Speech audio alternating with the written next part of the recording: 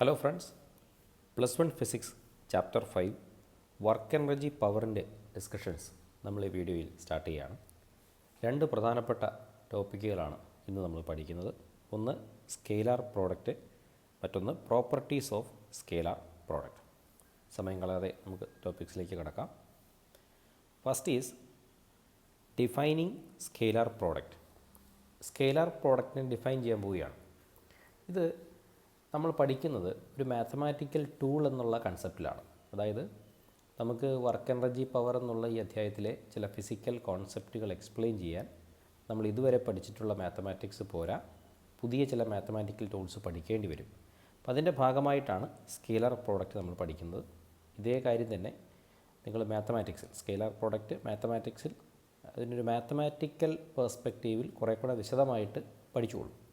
ഇപ്പോൾ നമുക്ക് ഫിസിക്സിൻ്റെ പരിധിയിൽ ആവശ്യമായ കാര്യങ്ങൾ എക്സ്പ്ലെയിൻ ചെയ്യുന്നത് എന്നുള്ള ഉദ്ദേശം കൊണ്ട് മാത്രം സ്കെയിലാർ പ്രൊഡക്റ്റിനെ മനസ്സിലാക്കാൻ ശ്രമിക്കുകയാണ്. ഓക്കെ, അപ്പോൾ ഒരു സിറ്റുവേഷൻ പരിഗണിക്കുകയാണെങ്കിൽ ഇതാണ് സിറ്റുവേഷൻ. ഒരു വെക്റ്ററുണ്ട്, let this be vector A. മറ്റൊരു വെക്റ്റർ ഇങ്ങനെയുണ്ട്, ദിസ് ഈസ് വെക്റ്റർ ബി. രണ്ട് വെക്ടറുകൾക്കും ഇടയിലുള്ള ആംഗിൾ അറിയാം, തീറ്റ. ഇങ്ങനെയൊരു സിറ്റുവേഷനുണ്ട്. ഇത് പ്യൂർലി മാത്തമാറ്റിക്കലായിട്ടാണ് ഞാൻ പറഞ്ഞു വെച്ചത്. ഇത് മാത്തമാറ്റിക്കൽ മാത്രമല്ല, നമ്മളിവിടെ വെക്ടർ ഉണ്ട് എന്ന് പറഞ്ഞാൽ ഫിസിക്സിനെ സംബന്ധിച്ച് അത് ഏതൊരു വെക്ടർ ഫിസിക്കൽ ക്വാണ്ടിറ്റിയും ആകാം. അതായത് ഒരു ഫോഴ്സോ അല്ലെങ്കിൽ മറ്റേതെങ്കിലും വെലോസിറ്റിയോ ആക്സിലറേഷനോ അങ്ങനെ ഏതെങ്കിലും ഒരു ഫിസിക്കൽ ക്വാണ്ടിറ്റി വെക്ടർ ഫോമിൽ എഴുതാൻ കഴിയുന്ന ഒരു ഫിസിക്കൽ ക്വാണ്ടിറ്റി ആകാം. ഇപ്പോൾ തൽക്കാലം നമ്മളൊരു മാത്തമാറ്റിക്കൽ പെർസ്പെക്റ്റീവിൽ മാത്രം നോക്കിക്കാണുകയാണ് സ്കെയിലാർ പ്രോഡക്റ്റിനെ. അപ്പോൾ രണ്ട് വെക്ടറുകളുണ്ട്, ഒന്ന് വെക്ടർ എ മറ്റൊന്ന് വെക്ടർ ബി. രണ്ട് വെക്ടറുകൾക്കും ഇടയിലുള്ള ആംഗിൾ തീറ്റ. ഇങ്ങനെയാണെങ്കിൽ സ്കെയിലാർ പ്രോഡക്റ്റിനെ നമ്മൾ ഡിഫൈൻ ചെയ്തിരിക്കുന്നത് ഇങ്ങനെയാണ്. That is vector A dot vector B is equal to A into b into cos theta. ഇങ്ങനെയാണ് നമ്മൾ സ്കെയിലാർ പ്രോഡക്റ്റിനെ ഡിഫൈൻ ചെയ്തിരിക്കുന്നത്. അത് ഡിഫൈൻ ചെയ്യാൻ നമ്മുടെ മുമ്പിലുണ്ടായിരുന്ന സിറ്റുവേഷൻ ഇതാണ്. Vector A dot vector B, വായിക്കേണ്ടത് vector A dot vector B എന്നാണ്. This is dot. അങ്ങനെ ഡോട്ട് എന്നുള്ള സിമ്പൽ ഉപയോഗിച്ചുകൊണ്ടാണ് നമ്മൾ സ്കെയിലാർ പ്രോഡക്റ്റ് എന്ന ഓപ്പറേഷനെ റെപ്രസെൻ്റ് ചെയ്യുന്നത്. അപ്പോൾ അതുകൊണ്ട് തന്നെ സ്കെയിലാർ പ്രോഡക്റ്റിന് മറ്റൊരു പേര് കൂടിയുണ്ട്. That name is dot product. Dot product. Dot simple ഉപയോഗിച്ചുകൊണ്ട് നമ്മൾ ഈ മാത്തമാറ്റിക്കൽ ഓപ്പറേഷനെ റെപ്രസെൻ്റ് ചെയ്യുന്നതുകൊണ്ടാണ് ഡോട്ട് പ്രോഡക്റ്റ് എന്നൊരു പേരും കൂടെ ഉള്ളത്. അപ്പോൾ ഈ സ്കെയിലാർ പ്രോഡക്റ്റ് എന്ന് വിളിക്കാനുള്ള കാരണമാണ് അടുത്തത്. അത് ഇങ്ങനെ മനസ്സിലാക്കാം. ഇവിടെ വെക്റ്ററാണ് എ, ഇത് വെക്റ്റർ ബി ആണ്. എന്നാൽ ഇവിടെ എഴുതിയിരിക്കുന്നത് വെക്റ്റർ അല്ല. ഇവിടെ എഴുതിയ എയും ബിയും, റൈറ്റ് ഹാൻഡ് സൈഡിലെ എയും ബിയും വെക്റ്റർ എയുടെയും വെക്റ്റർ ബിയുടെയും മാഗ്നിറ്റ്യൂഡ് മാത്രമാണ്, ഡയറക്ഷൻ എടുത്തിട്ടില്ല. അപ്പോൾ നമ്മൾ ഈ മാഗ്നിറ്റ്യൂഡുകളായ എയും ബിയെയും മൾട്ടിപ്ലൈ ചെയ്യുമ്പോൾ കിട്ടുന്നത് ഒരു സ്കെയിലാർ തന്നെയായിരിക്കും. പിന്നീടുള്ളത് കോസ് തീറ്റയാണ്. നിങ്ങൾക്കറിയാം കോസ് തീറ്റ ഒരു സ്കെയിലാറാണ്. അപ്പോൾ ഇതിൻ്റെ റൈറ്റ് ഹാൻഡ് സൈഡ് ഫുള്ളായിട്ട് സ്കെയിലാറാണ്, വെക്റ്റർ അല്ല. എന്നാൽ ലെഫ്റ്റ് ഹാൻഡ് സൈഡിൽ എടുത്ത രണ്ടുപേരും വെക്റ്ററാണ് തരാം. അപ്പോൾ ഈ ഒരു ഓപ്പറേഷൻ, മാത്തമാറ്റിക്കൽ ഓപ്പറേഷൻ, അതായത് ഈ സ്കെയിലാർ പ്രോഡക്റ്റ് എന്നുള്ള ഈ മാത്തമാറ്റിക്കൽ ഓപ്പറേഷൻ രണ്ട് വെക്റ്ററുകൾ തമ്മിൽ നടത്തി കഴിയുമ്പോൾ നമുക്ക് കിട്ടുന്ന റിസൾട്ട് എന്ന് പറയുന്നത് ഒരു സ്കെയിലാറായിരിക്കും. അതുകൊണ്ടാണ് നമ്മളിതിനെ സ്കെയിലാർ പ്രോഡക്റ്റ് എന്നുള്ളൊരു പേരുകൊണ്ട് വിളിക്കുന്നത്. ഓക്കെ, ഐഡിയ ക്ലിയർ ആയെന്ന് ഞാൻ വിചാരിക്കുകയാണ്. അപ്പോൾ നമ്മൾ സ്കെയിലാർ പ്രോഡക്റ്റിൻ്റെ ഡെഫിനിഷനിലേക്ക് അല്പം കൂടെ ഡീറ്റെയിൽ ആയിട്ടൊന്ന് കടന്നു കഴിഞ്ഞാൽ നമുക്ക് സ്കെയിലാർ പ്രോഡക്റ്റിനെ രണ്ട് തരത്തിലായിട്ട് ഡിഫൈൻ ചെയ്യാം. ഒന്ന് നോക്കുക.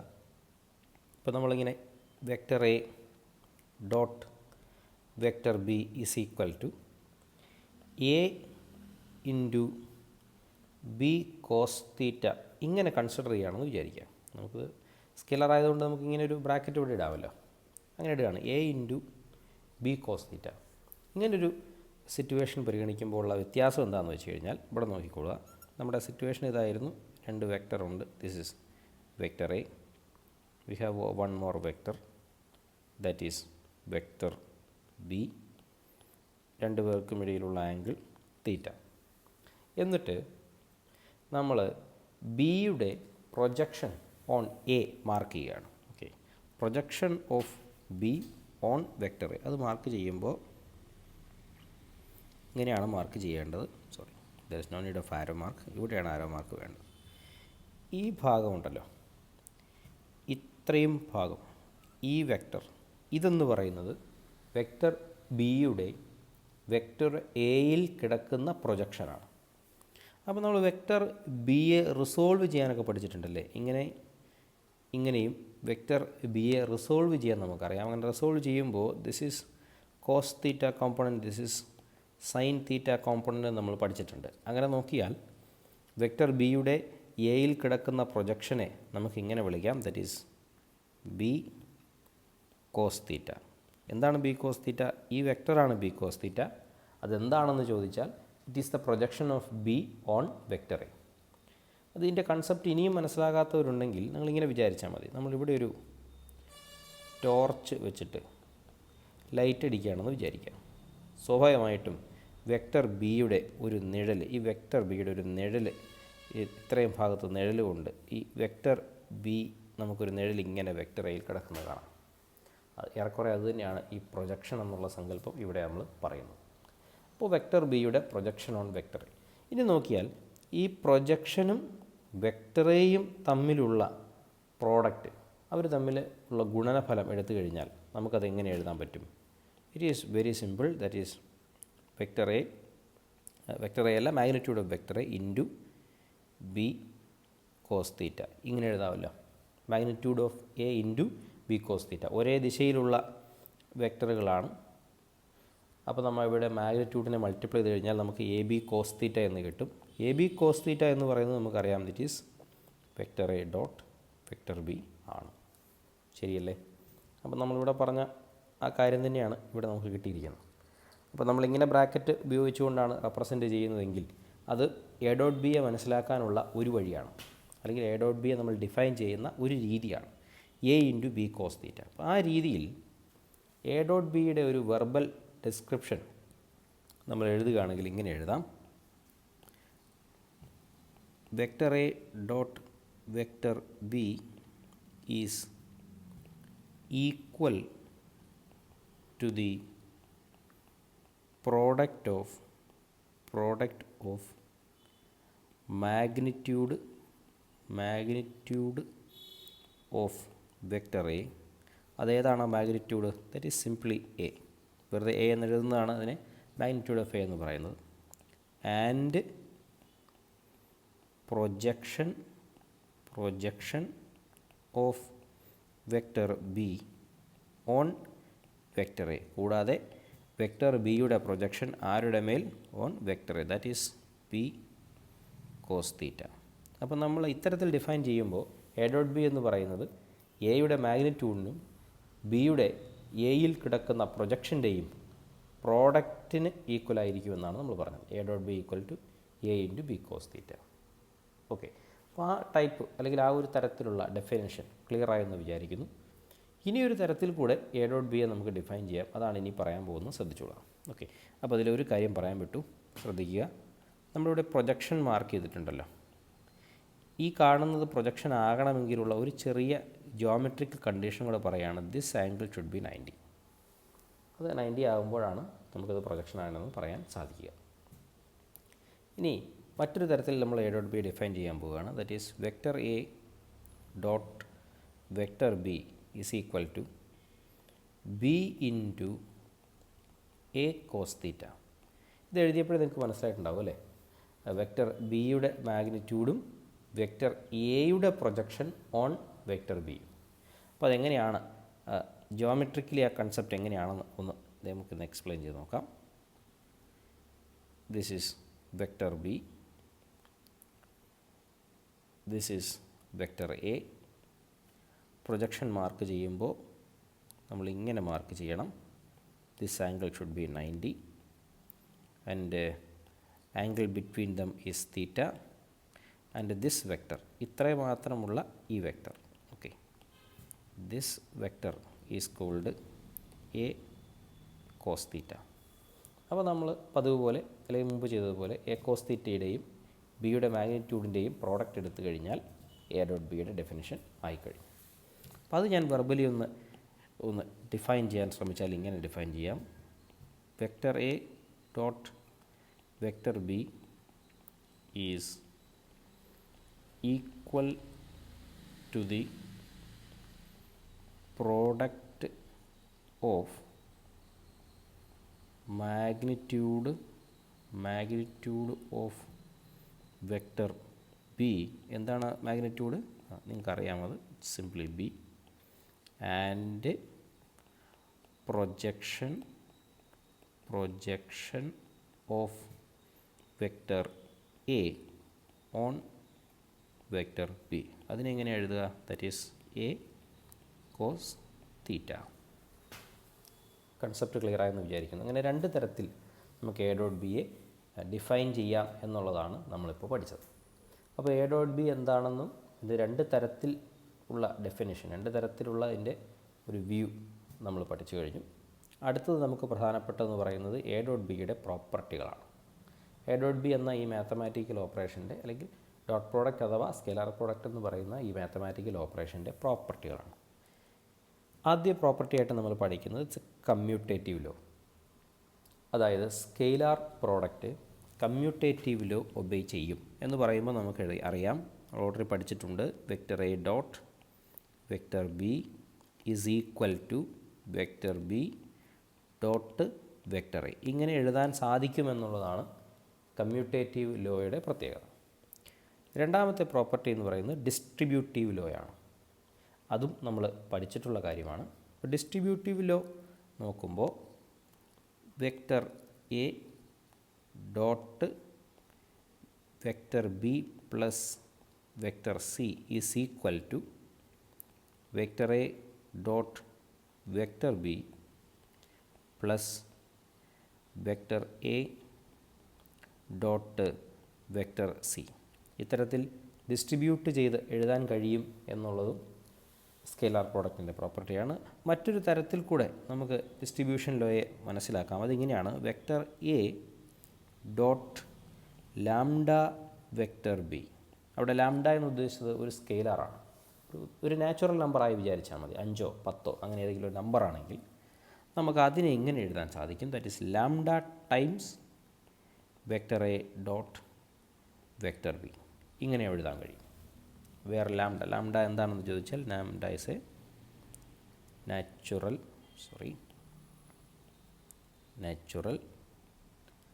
നമ്പർ. ലാംഡ ഒരു നാച്ചുറൽ നമ്പർ ആകും. ഓക്കെ, അപ്പോൾ അത് ക്ലിയർ ആയെന്ന് വിചാരിക്കുകയാണ്. Next is for scalar product for unit vectors. അപ്പോൾ യൂണിറ്റ് വെക്ടറുകൾക്കിടയിൽ ഡോട്ട് പ്രോഡക്റ്റ് എന്ന മാത്തമാറ്റിക്കൽ ഓപ്പറേഷൻ നടത്തിയാൽ അതിൻ്റെ റിസൾട്ട് എങ്ങനെയാണെന്നാണ് നമ്മൾ പരിശോധിക്കാൻ പോകുന്നത്. So let's take I dot I is equal to J dot J is equal to K dot K that is equal to 1. ഇതാണ് റിസൾട്ട്. ഇതെങ്ങനെ കിട്ടി എന്നുള്ളത് ഏതെങ്കിലും ഒരെണ്ണം പറഞ്ഞാൽ മനസ്സിലാവുമല്ലോ. ഒരെണ്ണം പറഞ്ഞാൽ ബാക്കിയെല്ലാം അങ്ങനെ തന്നെയാണെന്നാണ് ഇക്വേഷനിൽ നിന്ന് മനസ്സിലാക്കേണ്ടത്. ഒരെണ്ണം നമുക്ക് എക്സ്പ്ലെയിൻ ചെയ്യാം. ഐ ഡോട്ട് ഐ തന്നെ എടുക്കാം. Okay, let's take I dot I first. Vector I dot vector I is equal to, dot പ്രോഡക്റ്റിൻ്റെ ഡെഫിനേഷൻ നമുക്കറിയാം, I into cos theta. Okay, അതിൽ ഐയുടെ മാഗ്നിറ്റ്യൂഡ് നമുക്കറിയാം 1 ആണ്. So 1 into cos. ഇനിയാണ് ശ്രദ്ധിക്കേണ്ട ഒരു കാര്യമുള്ളത്, രണ്ടും ഐ ആണ്. ഐ എന്ന് പറയുന്നത് എക്സ് ഡയറക്ഷനിലുള്ള യൂണിറ്റ് വെക്ടറാണ്. അപ്പോൾ ഇതും എക്സ് ഡയറക്ഷനിലാണ്, ഇതും എക്സ് ഡയറക്ഷനിലാണ്. സോ ഇവർക്കിടയിലുള്ള ആംഗിൾ 0 ആണ്. So it should be cos 0. ഇവിടെ നിങ്ങൾക്കൊരു കാര്യം അറിയാം, കോസ് 0യുടെ വാല്യൂ 1 ആണ്. അതുകൊണ്ട് നമ്മുടെ ഐ ഡോട്ട് ഐ എന്നുള്ള ഫൈനൽ റിസൾട്ട് 1 ഇൻറ്റു 1 എന്ന് വരുന്നു. That is equal to simply 1. അങ്ങനെയാണ് ഐ ഡോട്ട് ഐ റിസൾട്ട് 1 ആയത്. അതുതന്നെയാണ് ജെ ഡോട്ട് ജെയിലും കെ ഡോട്ട് കെയിലും സംഭവിക്കുന്നതെന്ന് മനസ്സിലാക്കുക. ഓക്കെ, അപ്പോൾ ഐഡിയ ക്ലിയർ ആയെന്ന് വിചാരിക്കുകയാണ്. So the next is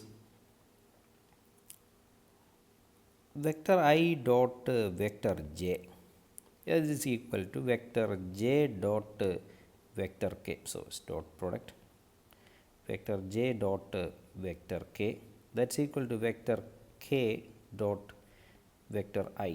It's I, vector I, that's equal to 0. ഇതാണ് മറ്റൊരു പ്രധാനപ്പെട്ട റിസൾട്ട് ഉള്ളത്. ഓൾട്ടർനേറ്റ് ആയിട്ടുള്ള യൂണിറ്റ് വെക്ടറുകളുടെ ഡോട്ട് പ്രോഡക്റ്റ് എടുത്തു കഴിഞ്ഞാൽ അല്ലെങ്കിൽ സ്കെലാർ പ്രോഡക്റ്റ് എടുത്തു കഴിഞ്ഞാൽ റിസൾട്ട് 0 ആയി പോകുന്നതായിട്ട് കാണാം. അതെങ്ങനെയാണ് സംഭവിച്ചത്? അപ്പോൾ അത് എക്സ്പ്ലെയിൻ ചെയ്യാം. ഒരെണ്ണം എക്സ്പ്ലെയിൻ ചെയ്താൽ മതിയാവുമല്ലോ. ഓക്കെ,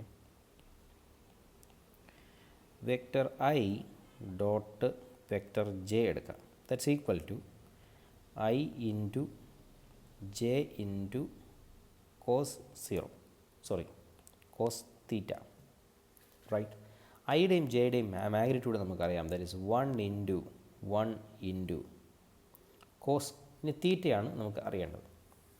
നമുക്കറിയാം ഐ എന്ന് പറയുന്നത് എക്സ് ഡയറക്ഷനിലുള്ള ഒരു യൂണിറ്റ് വെക്ടറാണ്, ജെ എന്ന് പറയുന്നത് വൈ ഡയറക്ഷനിലുള്ള ഒരു യൂണിറ്റ് വെക്ടറാണ്. So the angle between them is 90. അപ്പോൾ നമുക്കിവിടെ എഴുതാം കോസ് 90. ഇപ്പോൾ മനസ്സിലായിട്ടുണ്ടാവും കോസ് 90യുടെ വാല്യൂ 0 ആണ്. So our result will be, എത്തിരി മാറ്റി എഴുതാൻ കേട്ടോ, vector I dot vector J is equal to 1 into 1 into 0, that is equal to 0. അങ്ങനെയാണ് ഐ ഡോട്ട് ജെ 0 ആകുന്നത്. അതുതന്നെയാണ് ജെ ഡോട്ട് കെയിലും കെ ഡോട്ട് ഐയിലും സംഭവിക്കുന്നത്. അപ്പോൾ ഐഡിയ ക്ലിയർ ആയെന്ന് വിചാരിക്കുകയാണ്. യൂണിറ്റ് വെക്ടറുടെ കാര്യത്തിൽ നമ്മൾ ഡോട്ട് പ്രോഡക്റ്റ് എടുക്കുമ്പോൾ നമുക്ക് കിട്ടുന്ന റിസൾട്ട് ഇതാണ്. ഇനിയൊന്നുള്ളത് വളരെ പ്രധാനപ്പെട്ട ഒരു കാര്യമാണ്. ചിലപ്പോൾ ന്യൂമറിക്കൽ പ്രോബ്ലംസൊക്കെ സോൾവ് ചെയ്യാനായിട്ട് നമുക്ക് ക്വസ്റ്റ്യൻസ് വരാൻ സാധ്യതയുള്ള ഒരു ഐഡിയ ആണ്. രണ്ട് വെക്ടറുകളെ റിസോൾവ്ഡ് ഫോമിൽ തന്നാൽ നമ്മൾ ഡോട്ട് പ്രോഡക്റ്റ് എങ്ങനെ കാണും, അല്ലെങ്കിൽ സ്കെലാർ പ്രോഡക്റ്റ് എങ്ങനെ കാണും എന്നുള്ളതാണ്. അതെന്താണ് ഈ റിസോൾവ്ഡ് ഫോം എന്നുള്ളതാണ് ആദ്യം പറയുന്നത്. നോക്കുക, രണ്ട് വെക്ടറുകളുണ്ടെന്ന് വിചാരിക്കുക. ഒന്ന് vector A, that is equal to A X I cap plus A Y J cap plus A Z K cap. ഇങ്ങനെ റിസോൾവ്ഡ് ഫോമിലായിട്ടൊരു വെക്ടർ തന്നിട്ടുണ്ട്. അടുത്തത് vector B is equal to B X I cap plus B Y J cap plus B Z K cap. ഇതാണ് രണ്ട് വെക്ടറുകൾ, എയും ഉണ്ട് ബിയും ഉണ്ട്. അത് റിസോൾവ്ഡ് ഫോമിൽ തന്നിരിക്കുകയാണ്. ഇനി നമുക്ക് ഡോട്ട് പ്രോഡക്റ്റ് കാണണം. That is vector A dot vector B കാണണം. ഡെഫിനിഷനൊക്കെ നമുക്കറിയാം, എ ബി കോസ് തീറ്റ. അപ്പോൾ നമ്മളിത് റിസോൾവ്ഡ് ഫോമിലായതുകൊണ്ട് നമുക്ക് ഇങ്ങനെ എഴുതാം, A X I cap dot A Y J cap dot A Z K cap dot, then we have bx I cap plus by j cap plus bz k cap. ഇങ്ങനെ എഴുതാമല്ലോ. ഇത് ആദ്യ vector, ഇത് രണ്ടാമത്തെ vector, അവർക്കിടയിൽ നമ്മൾ dot product operation ചെയ്യും. നമ്മളിപ്പോൾ പഠിച്ചതേ ഉള്ളൂ, ഡോട്ട് പ്രോഡക്റ്റ് അല്ലെങ്കിൽ scalar product distributive law obey ചെയ്യും. അപ്പോൾ നമുക്കിങ്ങനെ ഡോട്ട് പ്രോഡക്റ്റ് എക്സ്പാൻഡ് ചെയ്ത് എഴുതാൻ പറ്റും. ഈ ടേം ഡോട്ട് ഈ ടേം പ്ലസ് ഈ ടേം ഡോട്ട് ഈ ടേം പ്ലസ് ഈ ടേം ഡോട്ട് ഈ ടേം, അത് കഴിഞ്ഞു. ദെൻ പ്ലസ് ഈ ടേം ഡോട്ട് ഈ ടേം, ഈ ടേം ഡോട്ട് ഈ ടേം, ഈ ടേം ഡോട്ട് ലാസ്റ്റ് ടേം. ഇങ്ങനെ നമുക്ക് ഡോട്ട് പ്രോഡക്റ്റിനെ എക്സ്പാൻഡ് ചെയ്ത് എഴുതാൻ പറ്റും. ഡിസ്ട്രിബ്യൂട്ട് ഒബേ ചെയ്യുന്നതുകൊണ്ട് തന്നെ നമുക്ക് എക്സ്പാൻഡ് ചെയ്ത് എഴുതാൻ പറ്റും. ഞാൻ അങ്ങനെയൊന്നും എഴുതുകയാണ് കേട്ടോ, വളരെ ശ്രദ്ധിച്ചിരുന്നോളാം. ചിലപ്പോൾ അത് ശ്രദ്ധ വിട്ടുപോയി കഴിഞ്ഞാൽ നമുക്കിത് കിട്ടണമെന്നില്ല. So this is equal to first ax I cap dot bx I cap plus, ഇപ്പോൾ ചെയ്ത കാര്യത്തിലുള്ളൂ, ഈ ടേം ഡോട്ട് ഈ ടേം ചെയ്തു, അതാണ് ചെയ്തത്, പ്ലസ് ഇട്ടിട്ടുണ്ട്. ദെൻ വീണ്ടും A X I cap dot B Y J cap. Second time എഴുതിയതിൻ്റെ ലോജിക്ക് മനസ്സിലായി. ഈ ടേം ഡോട്ട് ഈ ടേമാണ്. ഓക്കെ, വീണ്ടും plus A X I cap dot B Z K cap. അപ്പോൾ നമ്മൾ വെക്ടർ എയുടെ ആദ്യ ടേം ഉപയോഗിച്ചുകൊണ്ട് ഡിസ്ട്രിബ്യൂട്ടീവ് ലോ വെച്ച് എക്സ്പാൻഡ് ചെയ്ത് എഴുതി. ഇനി അടുത്ത ടേം ഉപയോഗിക്കുകയാണ്. Plus A Y J cap dot P X I cap, അതായത് ഈ ടേം ഡോട്ട് ഈ term. Okay. Plus A Y J cap dot B Y J cap plus A Y J cap dot B Z K cap. അപ്പോൾ നമ്മൾ vector എയുടെ second term കൊണ്ട് distributive law എഴുതി. ഇനി മൂന്നാമത്തെ ടേം എഴുതുന്നു. Plus A Z K cap dot B X I cap. ഇവിടെ ചെയ്തത് ഈ ടേം ഡോട്ട് ഈ ടേം, അങ്ങനെയാണ്. അങ്ങനെ എക്സ്പാൻഡ് ചെയ്ത് മുന്നോട്ട് പോവുകയാണ്. Plus A Z K cap dot B Y J cap plus A Z K cap dot B Z K cap. ഇപ്പോൾ നമ്മളത് വളരെ വലുതാണെങ്കിൽ പോലും വളരെ വിശാലമായിട്ട് നമ്മളതിനെ എല്ലാ ടേമുകളെയും ഡോട്ട് പ്രോഡക്റ്റിൻ്റെ മുഴുവൻ ടേമിനെയും എക്സ്പാൻഡ് ചെയ്ത് എഴുതി കഴിഞ്ഞു. ഇനി ക്ലോസ് ആയിട്ടൊന്ന് വായിച്ച് ചെയ്താൽ മനസ്സിലാവും. ഇവിടെ എ എക്സ് മാഗ്നിറ്റ്യൂഡാണ്, ബി എക്സ് മാഗ്നിറ്റ്യൂഡാണ്. അപ്പോൾ ഈ ഡോട്ട് പ്രോഡക്റ്റ് രണ്ട് വെക്ടറുകൾ തമ്മിലാണ് നടക്കുക എന്ന് നിങ്ങൾക്കറിയാം. അപ്പോൾ ഇവിടെ ഈ ഐ ക്യാപ്പും ഈ ഐ ക്യാപ്പും തമ്മിലാണ് ഈ ഡോട്ട് പ്രോഡക്റ്റ് വർക്ക് ചെയ്യാൻ പോകുന്നത്. അതിനാണ് ബാക്കി എല്ലാ ടേമിലും സംഭവിക്കുന്നത്. ഇത് മാഗ്നിറ്റ്യൂഡാണ്, ഇത് മാഗ്നിറ്റ്യൂഡാണ്. സോ ഇവിടെ ഐ ഡോട്ട് ജെ ആണ് ഓപ്പറേഷൻ നടക്കുക, ഇവിടെ ഐ ഡോട്ട് കെ ആണ്, ഇവിടെ ജെ ഡോട്ട് ഐ ആണ്. അങ്ങനെ ഓരോന്നും തമ്മിൽ ആ യൂണിറ്റ് വെക്ടറുകൾ തമ്മിലാണ് സ്കെയിലർ പ്രോഡക്റ്റിൻ്റെ ഓപ്പറേഷൻ നടക്കുക. അപ്പോൾ ഈ മാഗ്നിറ്റ്യൂഡൊക്കെ എന്ത് ചെയ്യുമെന്ന് ചോദിച്ചു കഴിഞ്ഞാൽ നമ്മൾ ആദ്യം ഈ മാഗ്നിറ്റ്യൂഡിനെയൊക്കെ പുറത്താക്കും. അപ്പോൾ A X into B X into പൂർണ്ണ എഴുതി കാണിക്കാം, ഇപ്പോൾ നമുക്ക് മനസ്സിലാവും. ഇതിലൊരു ടേം മാത്രം ഞാനൊന്ന് എഴുതുകയാണ് കേട്ടോ. ഫസ്റ്റ് ടേം എഴുതാണ് നോക്കിക്കോളുക. A X I cap dot B X I cap എന്ന് എഴുതി കഴിഞ്ഞാൽ ഇവിടെ സംഭവിക്കുന്നത് A X into B X into I dot I, ഇതാണ് റിസൾട്ട്. അതിൽ ഐ ഡോട്ട് ഐ 1 ആണെന്ന് നിങ്ങൾക്കറിയാം. അതുകൊണ്ട് this is simply A X into B X. Clear? ഈ ഒരു ടേം കൂടെ എഴുതി കാണിക്കാം. അത് കാണിക്കുന്നതിന് ഒരു ഉദ്ദേശം കൂടി ഉണ്ട്, ശ്രദ്ധിച്ചോളുക. A X I cap dot B Y J cap എന്നുള്ള രണ്ടാമത്തെ ടേം പരിശോധിക്കുമ്പോൾ A X into B Y into I dot J എന്ന് കിട്ടും. ഐ ഡോട്ട് ജെ നിങ്ങൾക്കറിയാം, ദറ്റ് ഈസ് 0. കാരണം ഓൾട്ടർനേറ്റ് ആയിട്ടുള്ള യൂണിറ്റ് വെക്ടറുകൾ വരുമ്പോൾ 0 ആയിരിക്കും റിസൾട്ട് എന്ന് നമ്മൾ അല്പം മുമ്പ് പഠിച്ചതേ ഉള്ളൂ. അതായത് നമ്മൾ പ്രോപ്പർട്ടികൾ പഠിച്ച കൂട്ടത്തിൽ ഇവിടെ പഠിച്ച കാര്യമാണ്. ഒരേ വെക്ടറുകളാണ് യൂണിറ്റ് വെക്ടറാണ് വരുന്നതെങ്കിൽ റിസൾട്ട് 1 ആണ്, വ്യത്യസ്ത യൂണിറ്റ് വെക്ടറുകളാണ് വരുന്നതെങ്കിൽ റിസൾട്ട് 0 ആണ്. അപ്പോൾ അത് വെച്ച് പരിശോധിക്കുമ്പോൾ ഇതൊക്കെ ഒന്ന് മായ്ക്കാണ് കേട്ടോ. ഓക്കെ, അത് വെച്ച് പരിശോധിക്കുമ്പോൾ നമുക്ക് മനസ്സിലാക്കാം ഈ ടേം ഓക്കെയാണ്, ഫസ്റ്റ് ടേം ഓക്കെയാണ്, ഐ ഡോട്ട് ഐ വരും, അത് 1 ആണ്. എന്നാൽ സെക്കൻഡ് ടേം സർവൈവ് ചെയ്യില്ല, കാരണം ഇവിടെ ഐ ഡോട്ട് ജെ ആണ്. തേർഡ് ടേം സർവൈവ് ചെയ്യില്ല, കാരണം അവിടെ ഐ ഡോട്ട് കെ ആണ്. അടുത്തത് സർവൈവ് ചെയ്യില്ല, കാരണം അവിടെ ജെയും ഐയുമാണ്, അത് പോയി. അടുത്ത ടേം സർവൈവ് ചെയ്യും, ജെ ഡോട്ട് ജെ ആണ്, അത് 1 ആണ്. അടുത്തത് സർവൈവ് ചെയ്യില്ല, ജെ ഡോട്ട് കെ ആണ്, അത് പോയി. ദെൻ സെഡ് ഡോട്ട് ഐ ആണ്, അത് പോയി. കെ ഡോട്ട് ഐ ആണ്, അത് പോയി. ദെൻ കെ ഡോട്ട് ജെ ആണ്, അത് പോയി. പക്ഷേ ഈ ടേം സർവൈവ് ചെയ്യും, that would be K dot K. അപ്പോൾ ശരിക്കും പറഞ്ഞാൽ ഇതൊരെണ്ണം കിട്ടും, ഇതൊരെണ്ണം കിട്ടും, ഇതൊരെണ്ണം കിട്ടും. ബാക്കി എല്ലാ ടേമുകളുടെയും വാല്യൂ 0 ആയി പോകും. അപ്പോൾ നമ്മൾ ഈ റിസൾട്ടിനെ ഒന്ന് താഴേക്ക് എടുത്തെഴുതിയാൽ vector A dot vector B is equal to A X B X plus A Y B Y plus A Z B Z എന്ന് കിട്ടും. അവിടെ ഉണ്ടായിരുന്ന യൂണിറ്റ് വെക്ടറൊക്കെ എവിടെ പോയി എന്നൊരു ചോദ്യം ഇനിയില്ല, അതെല്ലാം ഡോട്ട് പ്രോഡക്റ്റ് ചെയ്യുമ്പോൾ 1 ആയിപ്പോയി.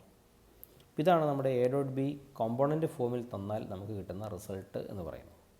ഓക്കെ, അപ്പോൾ ഐഡിയ ക്ലിയറായി എന്ന് വിചാരിക്കുകയാണ്. ദെൻ ഇനി ഒരു പോസിബിലിറ്റി പറയാനുള്ളത്, ഒരേ വെക്ടറുകളാണ് എടുക്കുന്നതെന്ന് വിചാരിക്കാം. Let's say vector A dot vector A അങ്ങനെ എടുത്തുവെന്ന് വിചാരിക്കാം. അപ്പോൾ ഈ റിസൾട്ട് എങ്ങനെ എഴുതാം? A X into A X plus A Y into A Y plus A Z into A Z. അങ്ങനെയല്ലേ എഴുതുക? ദിസ് ഇസ് ഈ എഴുതി വച്ചിരിക്കുന്നതിനെ A X square plus A Y square plus A Z square എന്നെഴുതാമല്ലോ. അങ്ങനെ എഴുതുമ്പോൾ ഈ കിട്ടിയത് എന്ത് തന്നെയാണ്? It is simply A square. അതെങ്ങനെയാണ് കിട്ടിയതെന്ന് ചോദിച്ചാൽ ഇവിടെ ശ്രദ്ധിച്ചോളുക. നമ്മൾ വെക്റ്റർ എയുടെ മാഗ്നിറ്റ്യൂഡ് എങ്ങനെയാണ് കാണുക? Over the root A X square plus A Y square plus A Z square ഇങ്ങനെയായിരുന്നു അല്ലേ? ഇനി ഞാൻ ആ മാഗ്നിറ്റ്യൂഡിൻ്റെ സ്ക്വയർ എടുക്കുകയാണ്. വെക്റ്റർ എയുടെ മാഗ്നിറ്റ്യൂഡിൻ്റെ സ്ക്വയർ എടുക്കുകയാണ്. It's A square. അപ്പോൾ റൈറ്റ് ഹാൻഡ് സൈഡിലെ റൂട്ട് പോയിട്ട് A X square plus A Y square plus A Z square എന്ന് കിട്ടുമല്ലോ. ഇത് തന്നെയാണ് ഇവിടെ കിട്ടിയിരിക്കുന്നത്. അപ്പോൾ ലെഫ്റ്റ് ഹാൻഡ് സൈഡിലുള്ളത് modulus of vector A square, അതായത് വെക്റ്റർ എയുടെ മാഗ്നിറ്റ്യൂഡിൻ്റെ സ്ക്വയർ. അത് തന്നെയാണ് ഞാൻ ഇവിടെ എഴുതിയിരിക്കുന്നത്, വെക്റ്റർ എയുടെ മാഗ്നിറ്റ്യൂഡിൻ്റെ സ്ക്വയർ. വെക്റ്റർ സിമ്പിൾ ഇട്ടിട്ടില്ല. അപ്പോൾ ഇത് വെക്റ്റർ എയുടെ മാഗ്നിറ്റ്യൂഡിൻ്റെ സ്ക്വയറാണ്. ഇനി അതല്ലാതെ തന്നെ ഇത് മനസ്സിലാക്കാൻ പറ്റും കേട്ടോ. അതിങ്ങനെയാണ്, ശ്രദ്ധിച്ചോളുക. Vector A dot vector A is equal to A into cos 0. രണ്ടും ഒരേ വെക്റ്റർ ആയതുകൊണ്ട് അവർക്കിടയിൽ ആംഗിൾ 0 ആവുമല്ലോ. കോസ് 0 1 ആണ്. So the result will B A square. ഇങ്ങനെ നമുക്ക് വളരെ ഈസി ആയിട്ട് മനസ്സിലാക്കാൻ സാധിക്കുന്നൊരു കാര്യം തന്നെയാണ്. ഓക്കെ, അപ്പോൾ അത് ക്ലിയർ ആയെന്ന് വിചാരിക്കണം. ഇനി ഒരു കോൺസെപ്റ്റ് ഇവിടെ പറയുകയാണ്. അതായത് ഇപ്പോൾ vector A dot vector B is equal to A B cos theta is equal to 0 എന്ന് കിട്ടിയെന്ന് വിചാരിക്കുക. ഒരു എ ഡോട്ട് ബി എടുത്തു, അതിൻ്റെ റിസൾട്ട് 0 ആണ്. പക്ഷേ ഒരു കണ്ടീഷൻ കൂടിയുണ്ട്.